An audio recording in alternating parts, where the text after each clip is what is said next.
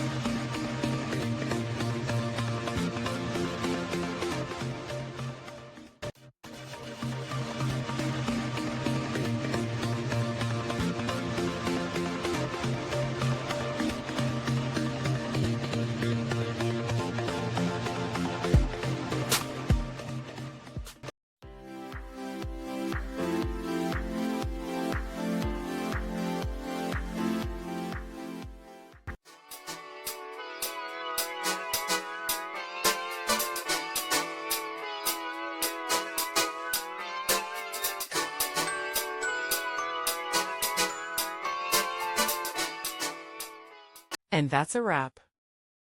I hope you found the answer you were looking for. If you did, take a second to hit that subscribe button. It really helps out. And let me know in the comments which solution worked best for you. See you next time in the debug zone.